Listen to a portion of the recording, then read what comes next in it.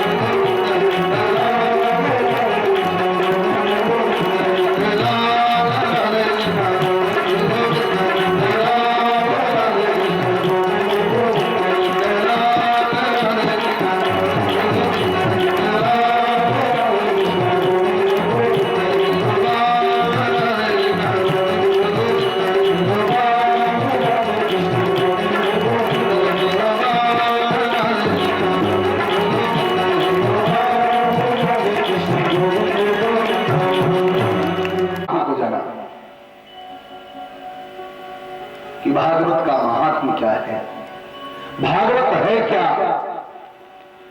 भागवत की रचना किसने किया, भागवत की रचना क्यों किया और भागवत किस प्रकार से हमारे जीवन को मुक्त कर देती है।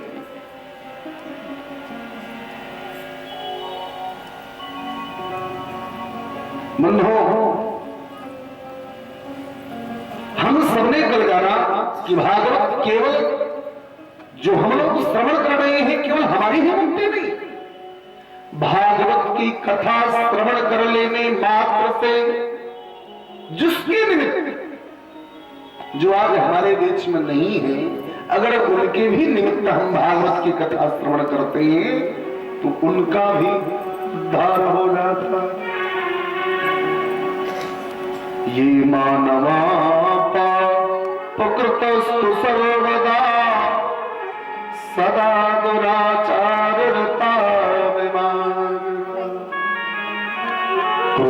क्रोधाग्निदग्धा कुटिलस्य कामिनः सप्ताहयज्ञेन करोतु। कैसा भी पापी हो, कैसा भी दुराचारी हो, प्यारे हम सब मानव देह पा करके जाने अनजाने में हर घड़ी में पाप कर रहे हैं। भैया जरूरी नहीं है कि आप किसी की हत्या करो, केवल यही पाप है। मन से, वाणी से, क्रिया से, किसी प्रकार से यदि हम किसी का हित महाभारत का युद्ध पूर्ण हो चुका है, कुरुवंश की सारी सेना मारी जा चुकी है, इकलौता दुर्योधन बचा है और दुर्योधन भी रण क्षेत्र में तड़प रहा है, क्योंकि भीमसेन के गदा के प्रहार से दुर्योधन का जंघा भी टूट चुका है। कि अंतकाल में मेरी यह स्थिति, और आज दुर्योधन को अपनी पुरानी बात याद आ रही है।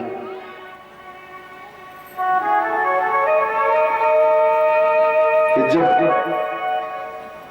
विदुर ने धर्मराष्ट्र को उपदेश किया था कि महाराज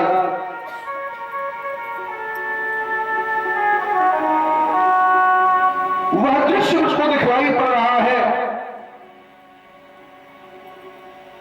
कि जब आपके वंश का विनाश होगा। तो विदुर जी ने धीरे से समझाया कि महाराज नीति कहती है कि यदि एक उंगली काट देने से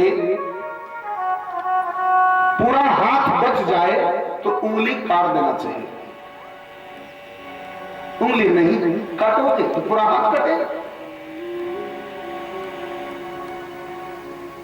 धृतराष्ट्र की बात समझ नहीं पाए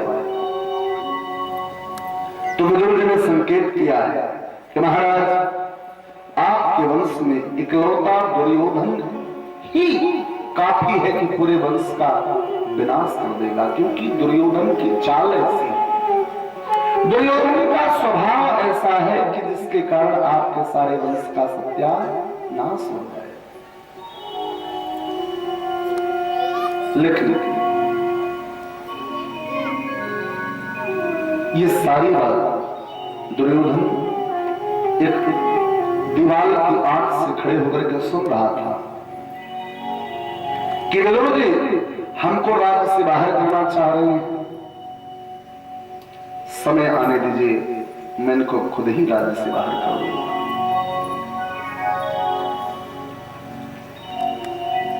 और ऐसा ही हो रहा है। जब दुर्योधन की सत्ता आई तो दुर्योधन ने पहला काम किया है कि विदुर जी का अपमान करके इनको महल से निकाल दिया। विदुर जी महाराज जाते जाते मन में शपथ लेकर गए हैं, कुछ भी हो जाए आज के बाद इस महल के भीतर कदम नहीं रखूंगा।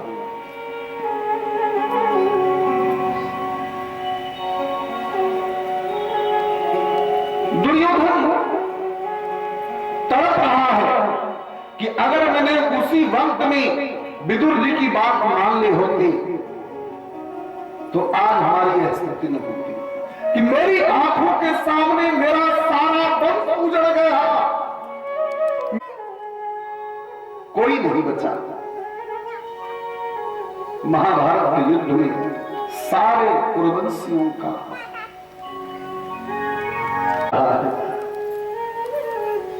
इतने में अश्वत्थामा जी आए। अश्वत्थामा ने देखा कि मेरे मित्र दुर्योधन किया तो रहती, लेकिन कैसे हुआ?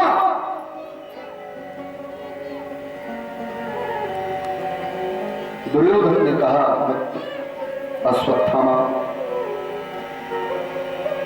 क्या कहें, अंत समय में मुझको अथाह पीड़ा है,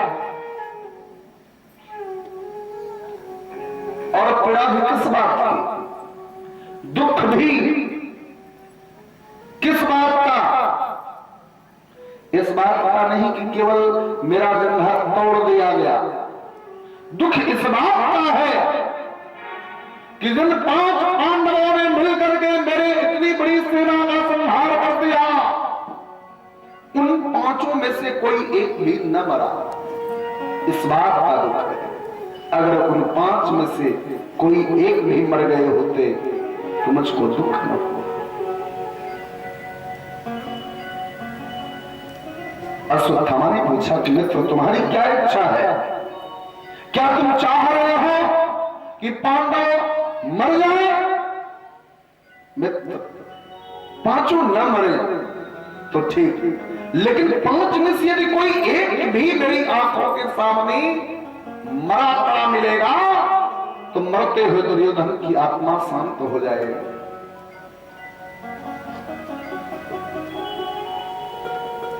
अश्वत्थामा दुर्योधन को कहते मित्र दुर्योधन तुम किसी एक को कह रहे हो, लेकिन मैं वचन देता हूं कि मैं अभी गया और जाकर 5 के 5 पांडवों का सिर काटकर तुम्हारे सामने न रख दिया तो कहना। अश्वत्थामा पांडव के सिर को काटने के लिए पांडव के महल की ओर बढ़े। इधर पांडव के महल में आज भी उत्सव मनाया जा रहा है, ढोल नगाड़े बज रहे हैं, मिठाइयां बन रही हैं, क्योंकि इतने बड़े कुरुवंश पर विजय प्राप्त कर लिया। भैया पांडव झूम रहे हैं, पांडव आनंद कर रहे हैं, लेकिन भगवान कृष्ण को आनंद नहीं है। भगवान कृष्ण को अच्छा नहीं लगा।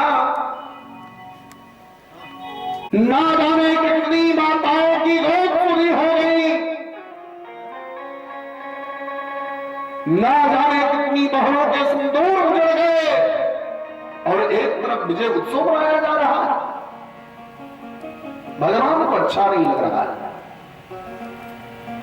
इधर द्रौपदी के 5 पुत्र आज द्रौपदी के कक्ष में सुने गए।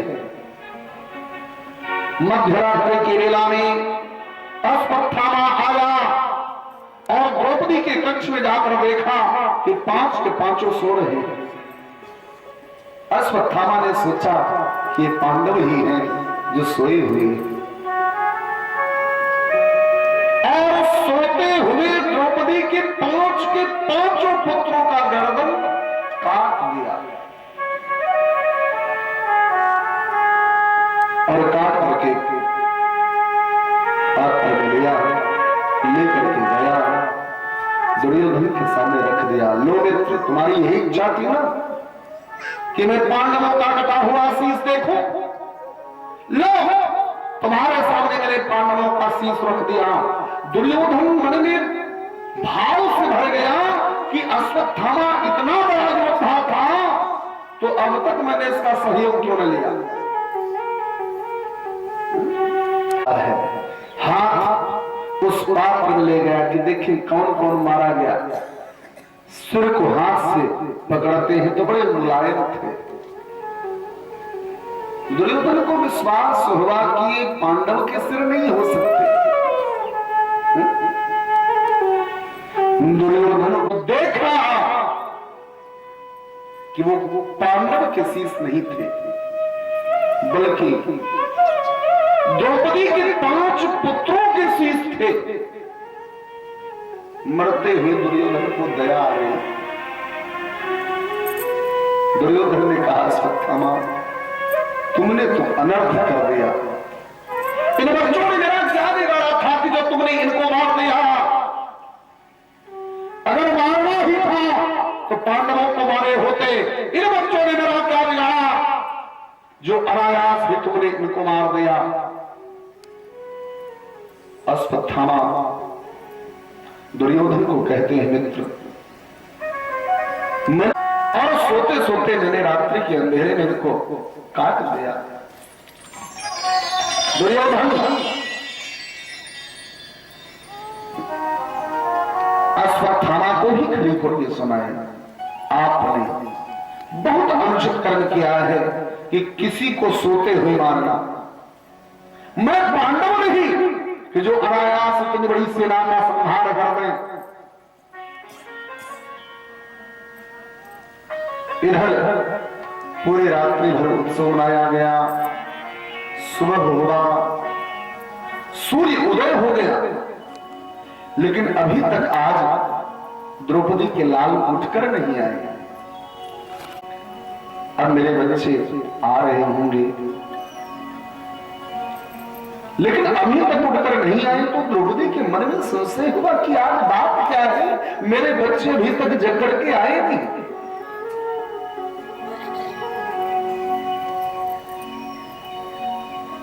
क्योंकि भैया पहले के समय में सूर्योदय के बाद कोई नहीं सोता था।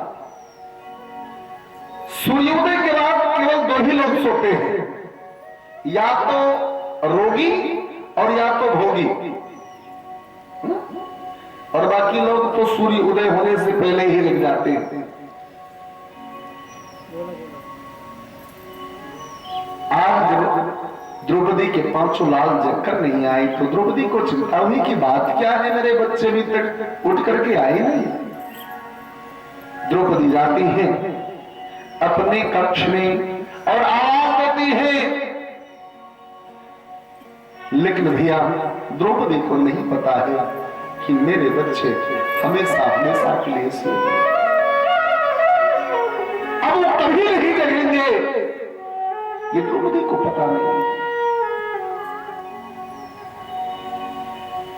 द्रौपदी पास में गई और जब जाकर के चक्कर हटाकर देखती है तो आज द्रौपदी का संसार ही सिला हो गया। द्रौपदी ने देखा कि मेरे पांचों पुत्रों का गर्दन काटा गया। द्रौपदी चीख पड़ी। भगवान कृष्ण को सुनाई पड़ा कि द्रौपदी चीख रही है। अर्जुन और भगवान कृष्ण द्रौपदी के कक्ष में आए, आकर देखते हैं तो द्रौपदी के 5 पुत्रों का गर्दन काटा जा चुका है। द्रौपदी चीख रही है कि मेरे बच्चों को मार दिया गया। वो कौन हत्याई था? किसने इतना नृशंस व्यवहार मेरे साथ किया है?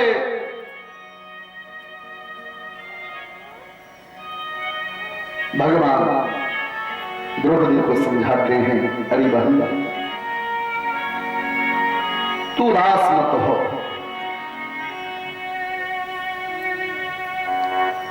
तू चिंता मत कर, क्यों दुखी हो रही है? जो यहां आया है उसको जाना निश्चित है। द्रौपदी ने कहा, नाथ इस बात की चिंता नहीं कि मेरे बच्चों को मारा गया, मुझको दुख केवल इस बात का है कि मेरे बच्चों को सोते हुए मारा गया।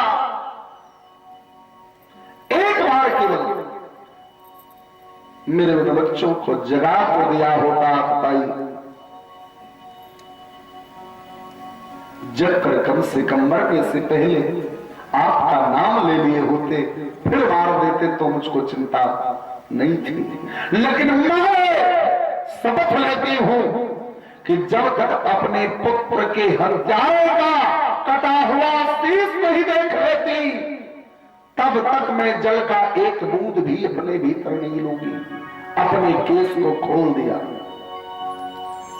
अब ये केस तभी गुथेगा जब मेरे पुत्र के हत्यारे का कटा हुआ शीश में देख लूंगी।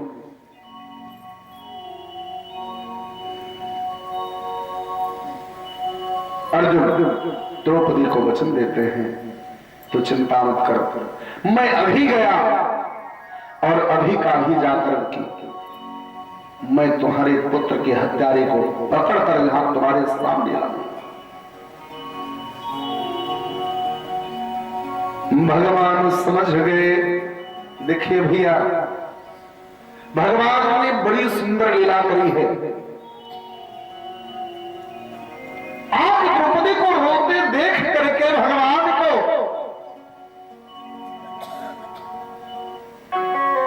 थोड़ा एक और लीला करने का अवसर मिला। द्रौपदी को भगवान समझा रहे हैं कि द्रौपदी, जैसे तुम रो रही हो ना, ऐसे ही न जाने कितनी माताएं आज और रो रही होंगी, जिनके लाल महाभारत के युद्ध में मार दिए गए, उनकी मां भी ऐसी तड़प रही होगी।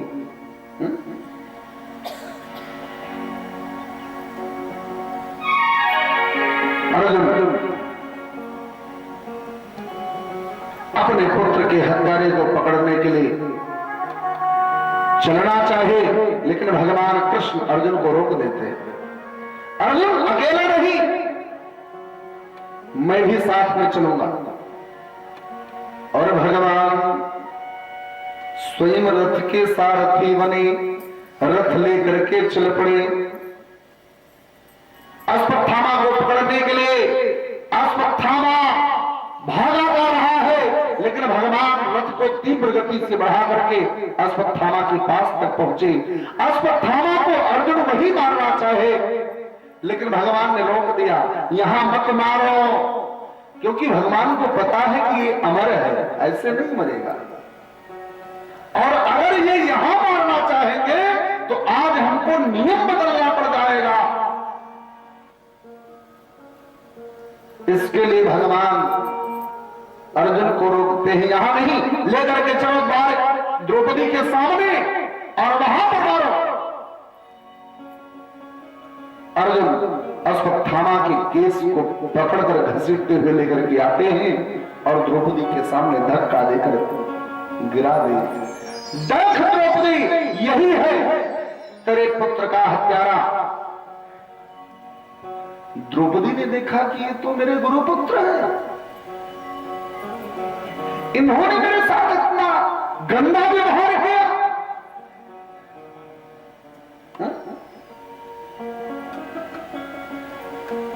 इतना बड़ा अत्याचार मेरे साथ मेरे गुरुपुत्र ने किया। पहले तो द्रौपदी को क्रोध आया, लेकिन बाद में द्रौपदी को दया आ गई। कुछ भी हो, भले उन्होंने मेरे 5 के 5 पुत्रों को मार दिया, लेकिन नीति कहती है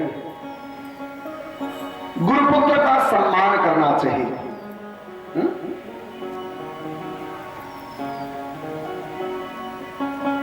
लेकिन वही नीति कहती है कि आतताई को कभी बख्शना नहीं चाहिए। जो गलत कर्म कर रहा है उसके गलती की सजा उसको मिलनी चाहिए, ये नीति कहती है। द्रौपदी संशय में पड़ गई कि अगर आज मैं इनको मरवा देती हूं तो गुरुमाता की सेवा कौन करेगा,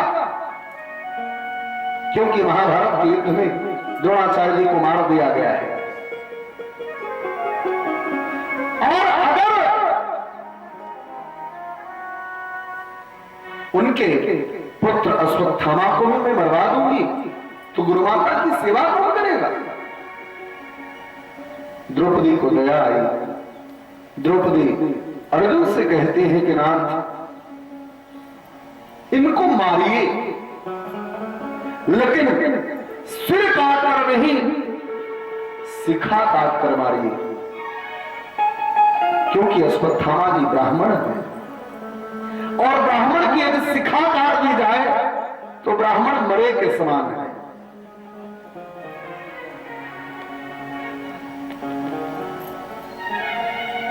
अर्जुन द्रौपदी की ओर निहारने लगे कि तू क्या कर रही है। ये वही है कि जिसने आपके 5 के 5 पुत्रों को मार दिया और इतनी आसानी से उसको छोड़ दे रही है। द्रौपदी ने कहा, नाथ, इनको मार देने से मेरे बच्चे तो वापस हमको मिलेंगे नहीं,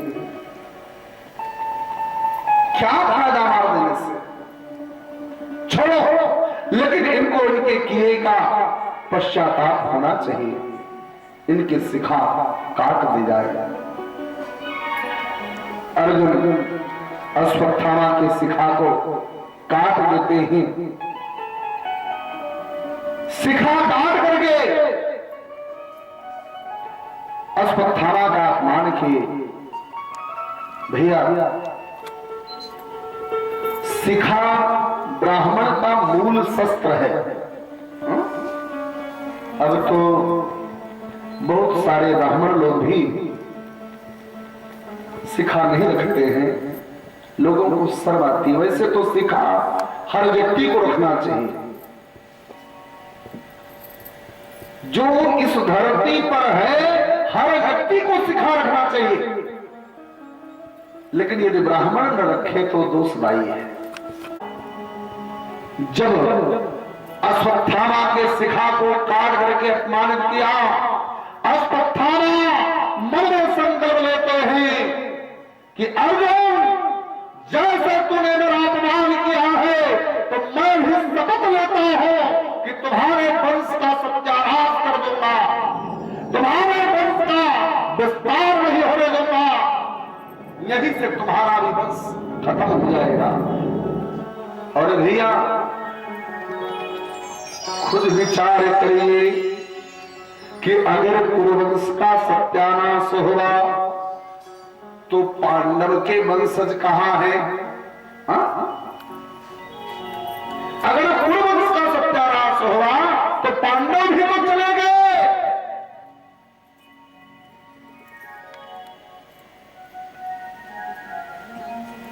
अश्वत्थामा तत्क्षण ध्यान किया कि पांडव के वंश में तो अब कोई बचा नहीं है। 5 के 5 पुत्रों को मैंने मार दिया। पांडव भी स्वर्गारोहण की ओर जाएंगे।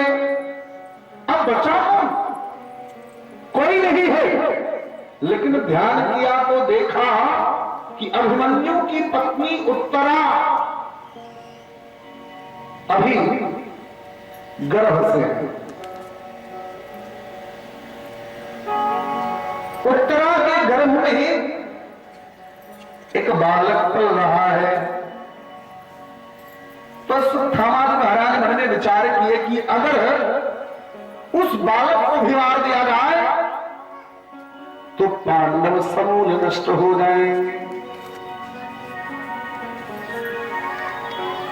अश्वत्थामा ने उत्तरा की गर्भ पर ब्रह्मास्त्र का प्रयोग कर दिया। ब्रह्मास्त्र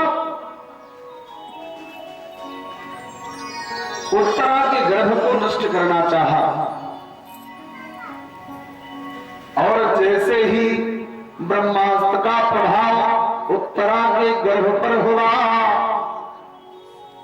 कि उत्तरा को वरदास्त नहीं हुआ। और तब याद आया कि कुंती बुआ अक्सर एक बात कहा करती है कि जब हम जीवन में विपत्तियों से घिर जाएं तो हमको भगवान कृष्ण का सहारा लेना चाहिए।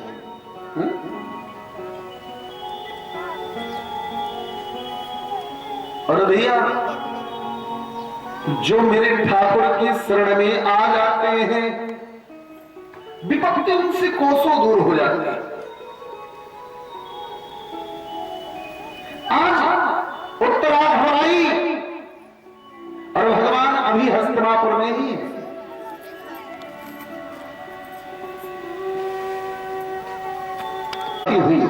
भगवान कृष्ण को याद करने लगे कि पाहि पाहि महायोग देव देव जगतपते नान्यं भयं पश्ये यत्र मृत्यो परस्परम्। पाव करती हुई भागती हुई महल की ओर आती और भगवान देखे कि उत्तरा दुखी है। उत्तरा रो रही है। अरे भैया मेरे ठाकुर जी का स्वभाव है ये कभी किसी के आंख में आंसू नहीं देखते।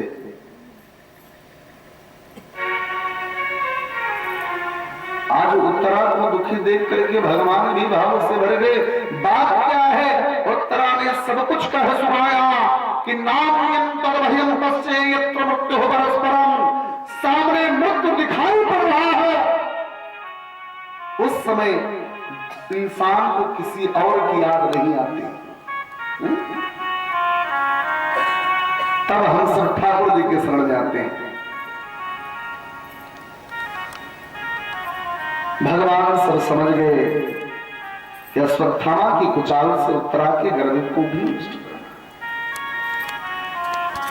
भगवान सूक्ष्म स्वरूप बनाए और उत्तरा के गर्भ में प्रवेश किए और गर्भ में प्रवेश करके अपने सुदर्शन चक्र से भगवान ब्रह्मास्त्र के प्रभाव को भी काट दिए।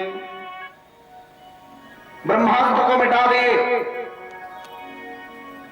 गर्भ में पलने वाला बालक भगवान का दर्शन पाया और भगवान से निवेदन किया कि प्रभु अगर आपने हमको गर्भ में हमारी रक्षा करी है तो अब आप हमको छोड़ करके मत जाइएगा। ये भैया संसार में सबसे घृणित स्थल माना जाता है गर्भ, क्योंकि भागवत कहती है कि गर्भवास समं दुःखं न भूतो न भविष्यति। गर्भवास के बराबर दुख न इससे पहले कभी हुआ और न कभी बाद में होगा। गर्भ भैया बृहद नरक की श्रेणी उसको दी जाती है, जिससे हम सबका जन्म होता है।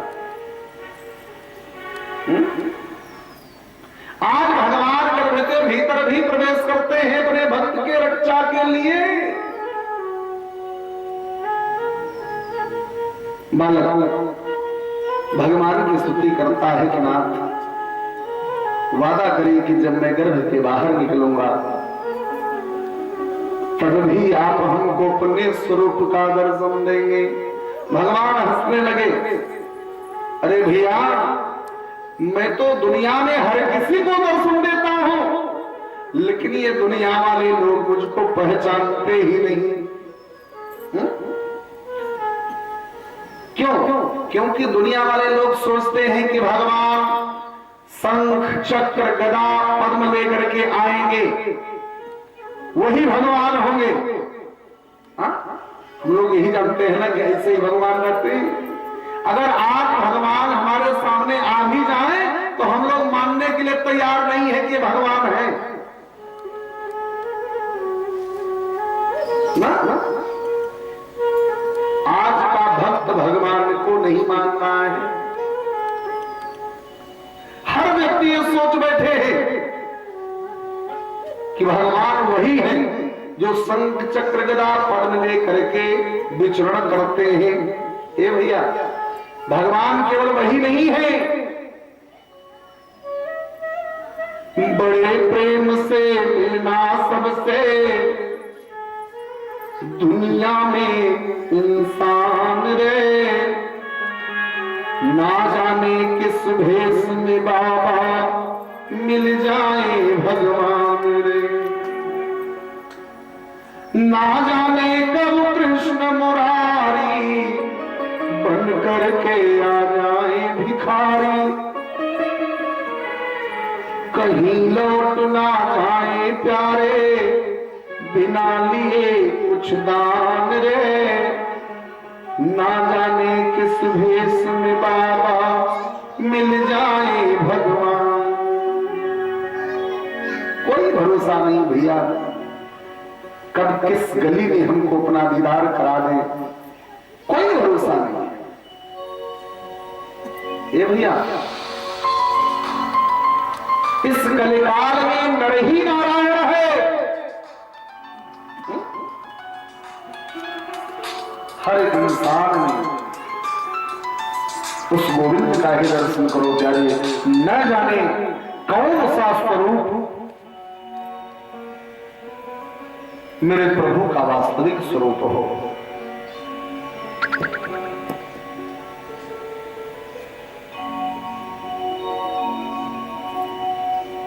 बालक ने कहा महाराज कृपा करके मुझको दर्शन अवश्य दीजिएगा। भगवान उत्तरा के गर्भ की रक्षा करते हैं, लेकिन प्यारे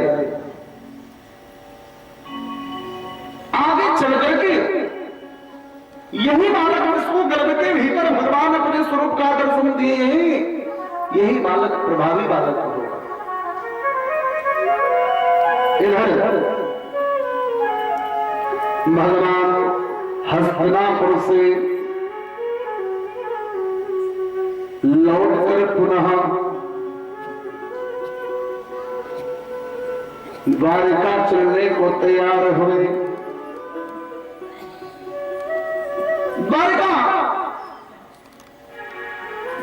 जब चलने को तैयार हुए, रथ सजा हुआ खड़ा है। कृष्ण सुबह सुबह आज चलने की तैयारी कर रहे हैं। बीच में ही कुंती बुआ आकर के खड़ी हो गई। भगवान कुंती बुआ को देख करके बड़े हर्षित हुए, लेकिन कुंती बुआ की आंखों में अश्रु देखे। भगवान के जाने का दुख कुंती को सता रहा है।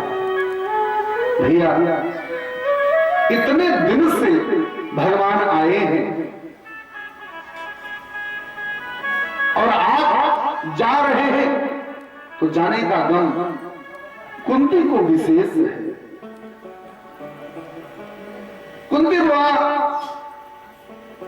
भगवान कृष्ण को पूछती हैं कि केशव,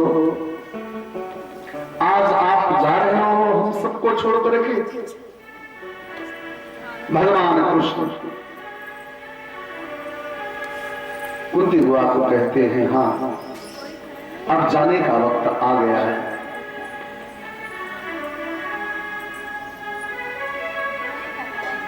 प्रेम से आनंद गंग भगवान की कथा में बात करने वाली माताओं की गोविंद मेरो है, गोपाल मेरो है, गोविंद मेरो है, गोपाल मेरो है, गोविंद मेरो है, गोपाल मेरो है, गोविंद मेरो है, गोपाल मेरो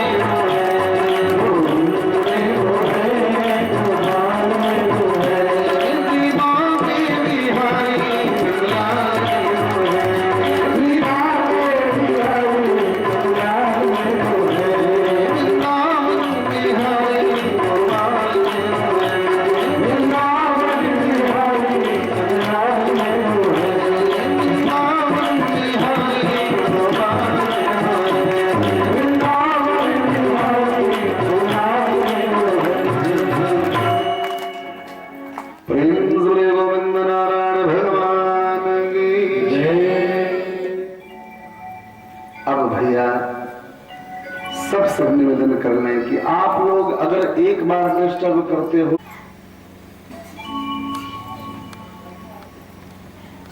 आप लोग प्रयास करिए, बहुत कम समय मिला है भैया।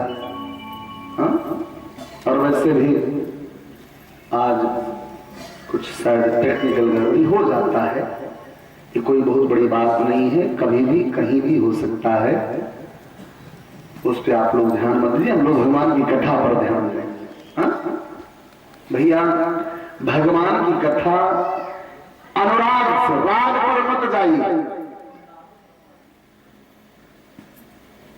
राग के चक्कर में मत परेशान होइए, खूब अनुराग से आप लोग कथा सुने, ये श्रवण पुट तक पहुंच जाए, केवल इतना ही आवश्यक है भैया।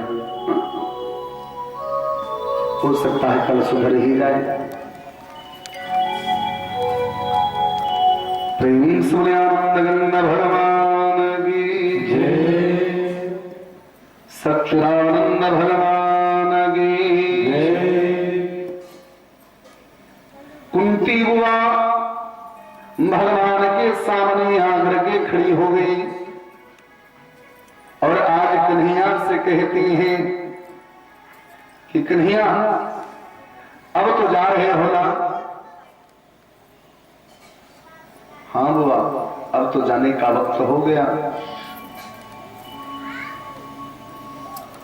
कुंती बुआ भगवान कृष्ण को कहती हैं, केशव अगर जा ही रहे हो तो जाते जाते मुझको एक वरदान देकर जाओ। आज तक मैंने आपसे कुछ नहीं मांगा, लेकिन आज मैं कुछ मांगना चाहते हैं। भगवान बड़े गदगद हुए कि कुंती बुआ हमसे कुछ मांगेगी।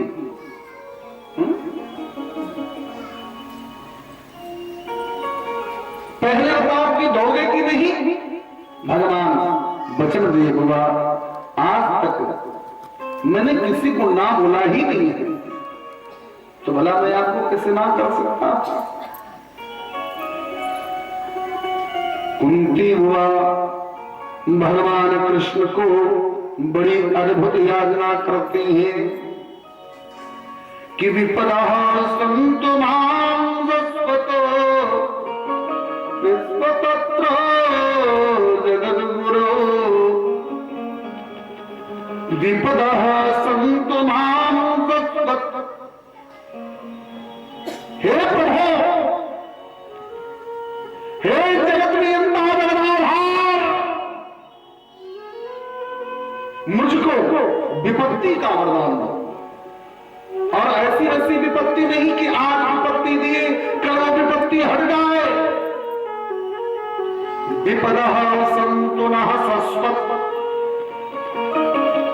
ऐसी विपत्ति दीजिए कि जो कभी खत्म ही ना हो, मेरी पूरी जिंदगी विपत्ति में ही बीते। भगवान कृष्ण यह शब्द सुन करके बड़े आश्चर्य में पड़ गए कि कुंती बुआ आप क्या मांग रही हो? दुनिया के लोग मुझसे सुख की कामना करते हैं और आप भक्ति मांग रही हो। कुंती ने कहा कि सब ये नादान लोग हैं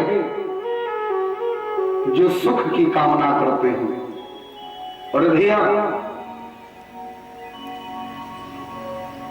इस संसार में सुख की कामना करना भी मूर्खता है। भागवत कहती है कि संसार दुखस्य आलयम, ये दुखों का घेरा है। हम जिधर देखते हैं भरम ही भरम, यहां कहीं सुख है नहीं। केवल हम इस भ्रम में अब भी पड़े हैं कि संसार से हमको सुख मिलेगा।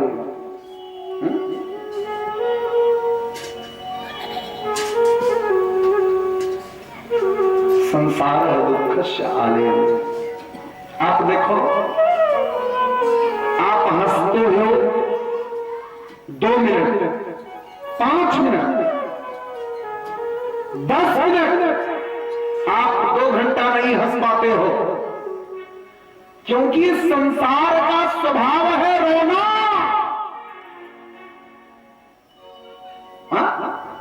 आप किसी को 2 घंटा हंसते देखे हो? रामलीला में सबसे ज्यादा देर तक ज्यादा जोर से कौन हंसता है? रावण। लेकिन कितनी देर हंस पाता है? अभिनय करोगे तब भी नहीं कर पाओगे, क्योंकि संसार का स्वभाव है। और भैया देखो, हम जिसको देखते हैं वही हमको रोते मिलता है। सुबह से शाम तक आप दुनिया में भ्रमण करो और जिसको देखोगे, अभी आप किसी भाई को जाकर के कहो यार 2 लाख रुपए की जरूरत थी, अभी आज घर में बहुत इमरजेंसी है, वो कहेगा भैया 2 की आपको जरूरत है, 3 के लिए मैं खुद ही परेशान हूं।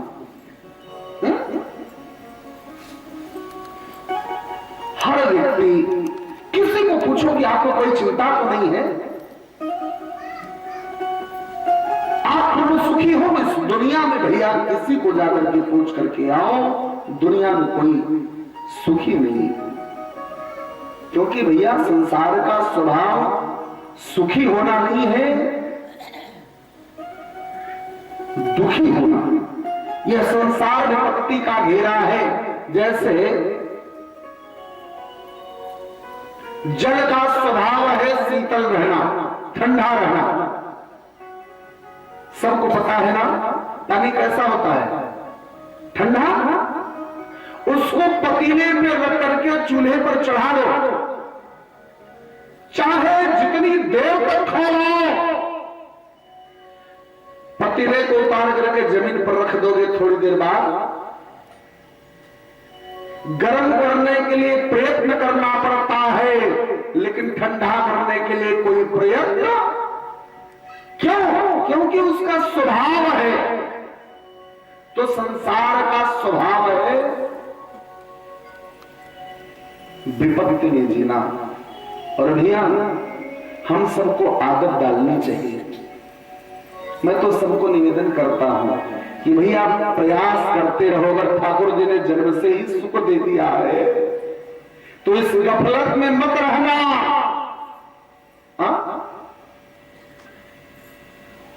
इस गफलत में मत रहना कि जीवन भर सुखी रहेंगे। ना जाने किस घड़ी में जीवन में विपत्ति प्रवेश कर ले। क्योंकि सब दिन हो तन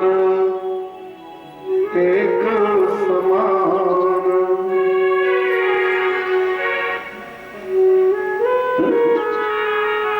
हर समय वैसे नहीं होता।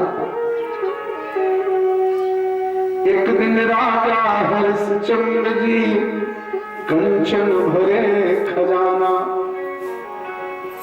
एक दिन पानी भरे डोम घर, मरघट पे बिक जाना प्यारे। सब दिन हो एक न जाने कब किस घड़ी में हम किस स्थिति परिस्थिति से गुजर रहे, कोई भरोसा। इसलिए हम सबको हर घड़ी में तैयार रहना चाहिए कि जो संसार का स्वभाव है किस घड़ी में वह हमारे साथ गुजर जाए, कोई भरोसा नहीं।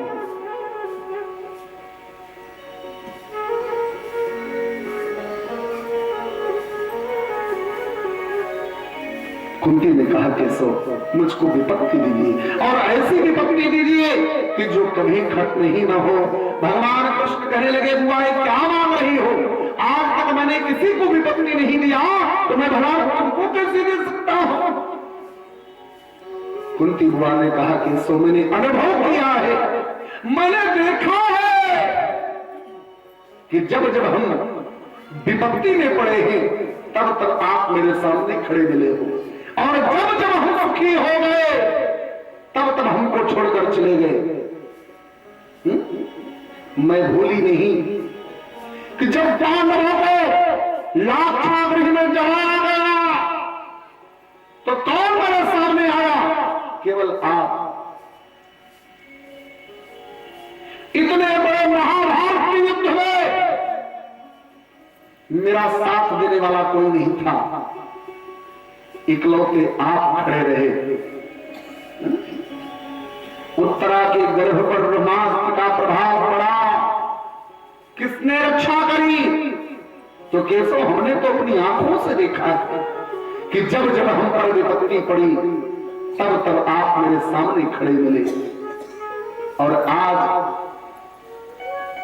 जब हम सुखी हो गए, हमको इतना बड़ा साम्राज्य मिल गया, तो आज हमको छोड़ करके चले जा रहे हैं, तो क्या करूंगी ऐसा सुख लेकर? ऐसा सुख किस काम का कि जिस सुख को पाने के बाद हम अपने प्रभु को अपने से दूर कर दें। मेरा ने एक बड़ी सुंदर पंक्ति लिखी कि वहां सुख पे पाथर पड़े, वहां सुख पे पाथर पड़े, जब राम हृदय से जान, बलिहारी व दुख की जह पल पल राम रचा।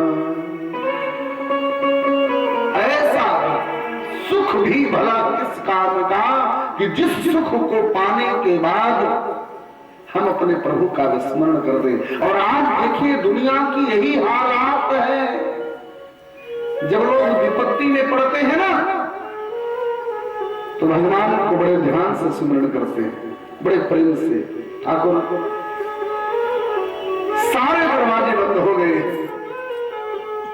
कोई साथ देने वाला नहीं है नाथ सिवा आपके।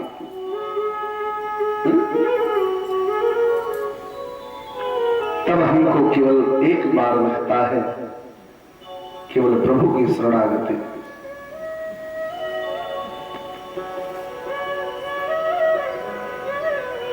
दुख में हम सुमिरण बड़े भाव से करते हैं, क्यों न वही सुमिरण हम लोग सुख में भी करें। भैया आप देखते हो कि जब हम सब संकट से घिर जाते हैं तो कोई और आसरा हमको नहीं दिखता है सिवाय गोविंद के। कि ना प्रेम सूर्यानंद गंध भगवान की साउंड से ज्यादा तेज तो इनका मोबाइल बज रहा है। ये साउंड ही वाले हैं जो बजा रहे हैं।